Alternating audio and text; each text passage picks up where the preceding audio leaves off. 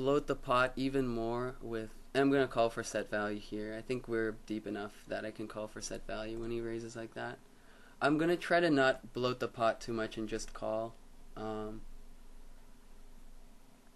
At this point, if he had a set, he filled up. I'm behind a lot of hands, but I think I might still call another street. So I might still have 15 outs. If he doesn't bet too big, I'm going to put him on a one pair type hand.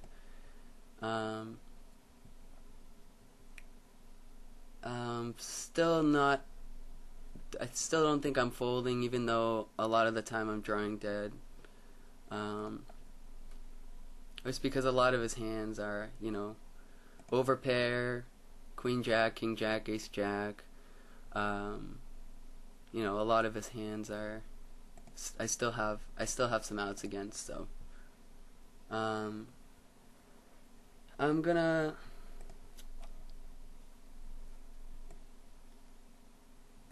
Do I get the question here? Do I get value from? I think he's not gonna bet often enough with just a jack, so I think I have to value bet 225. I have to value bet myself 2/3 pot. What's sick about that? I might actually lay it down if he goes all in, because at this point I'm representing the flush that I called 2 streets and hit. And if he has a bluff catcher, he doesn't raise. So if he raises, he probably folded, you know, like, might have even folded a weakish jack. If he had like queen jack, he didn't think that I would be betting that much with a worse jack or with a worse hand. So I think he was checking back too often with like, you know, weak made hands that I actually had to bet there. So. Along the lines of, you know, this video series, I guess that was a pretty good hand in explaining how to get max value out of your made hands, even though it kind of failed there. 50 cents, huge raise, gonna fold.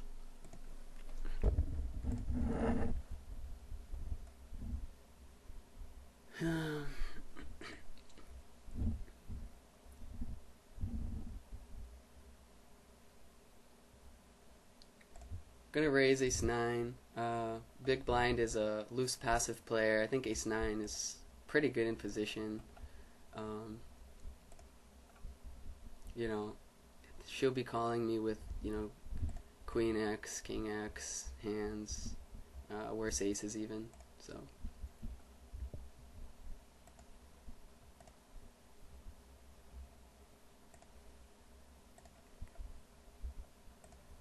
I'm not gonna mess around with weak hands. I wish the graphics were working. I mean, the full tilt software usually shows what the bet or raise amount is next to the chips stack, but it's not working today. So they better fix it at some point, because it's no fun. I like to see what the betting amount is.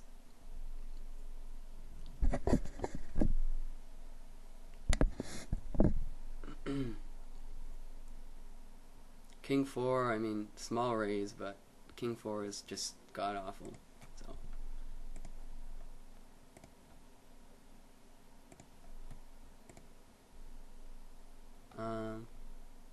pocket sixes, probably not a hand I want to play if there's a. Yeah, this raise is too big. I mean, 5x. Gonna raise this I'm gonna min raise this because the big blind is extremely short stacked.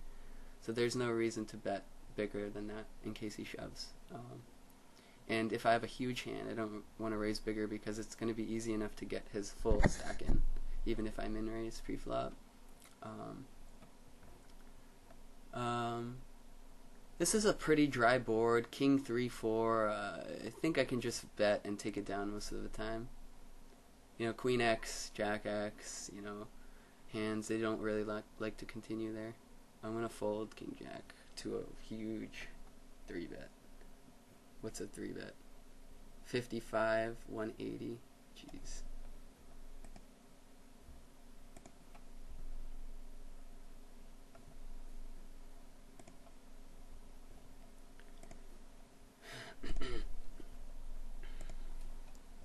hopefully get into another cool hand.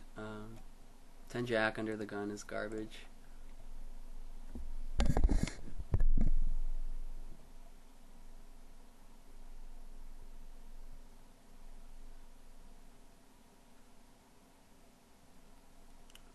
Um,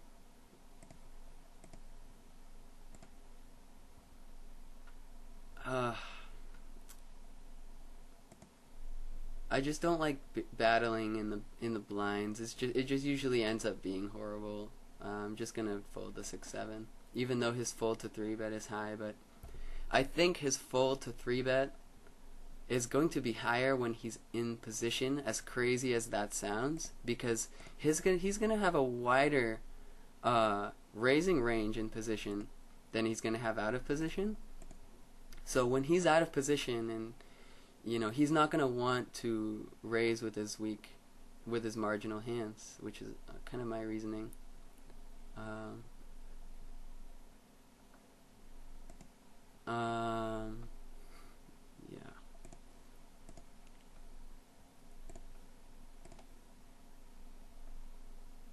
Haven't had that many great hands. I will be folding the ace-jack, and I'll be raising the jack. Oh, well, this guy's a really loose, aggressive player. I don't want to be sitting there with Jack-9 against the loose, aggressive player.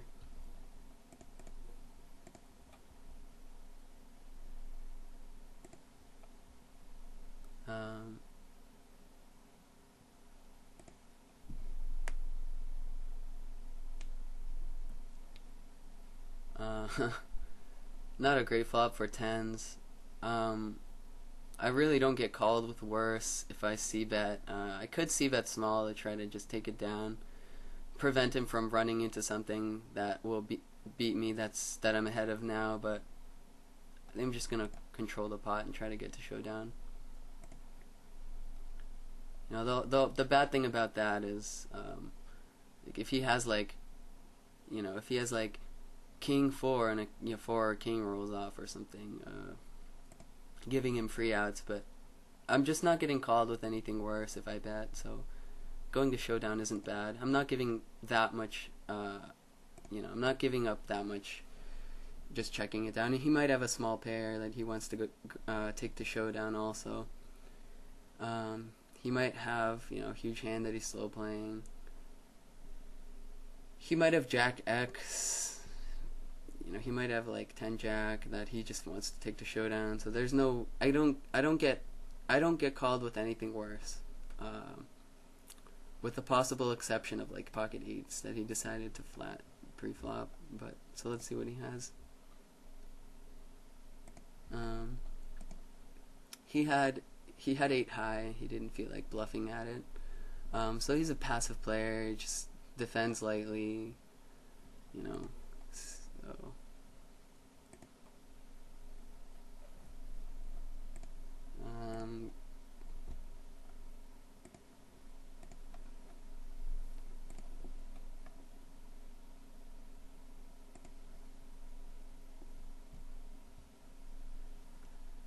So I've played more than 200 hands, and haven't gotten that many good hands.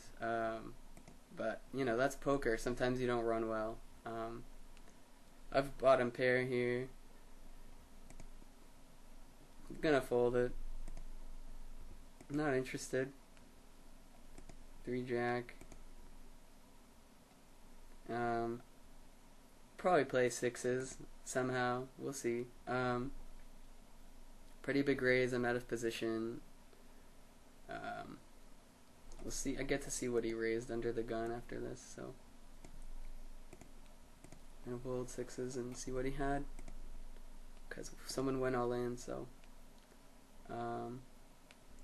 loose passive player, short stack. These 4s a fold here. So how I determine whether they're loose aggressive, loose passive, like how I determine what kind of player they are depends on their stats. So if I see somebody's like 25-0 means they play 25% of their hands, but they don't raise any of them, which tells me they're very loose and passive. not very loose, but in full ring, 25 is actually pretty loose. You're playing 1 out of every 4 hands. That's pretty loose in a full ring, and typically those types of players do not fold in the blinds. They just like, they're committed. They have something in the pot already, so.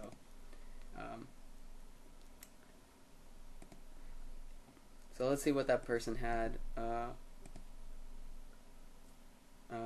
that's not the right hand. Ace 7 against Ace Jack. So he raised. This guy is a spaz. Well, I guess he was short stacked. It's always funny when these people play, like they're in a tournament, they get to like the 30 or 40 cents and they go all in with like Ace 7.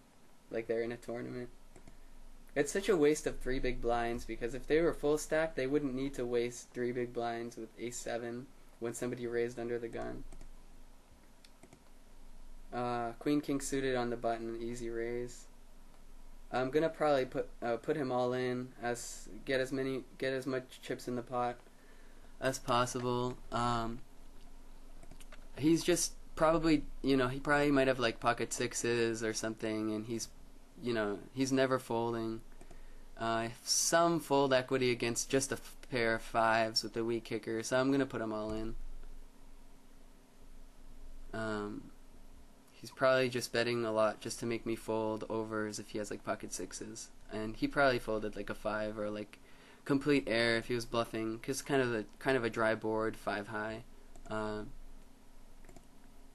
So with that raise all in, I put the short stack all in, gave me maximum fold equity, and I probably have 15 outs to improve against 1 pair. So I'm the favorite against any 1 pair hand. Also, some of the time he has a worse flush draw, so if he has a worse flush draw, he's crushed. So I'm going to call this a video and move on to part 3. I hope you guys enjoy this. Hopefully I can get into some more interesting spots in part 3 of this video. And alright, thank you for watching.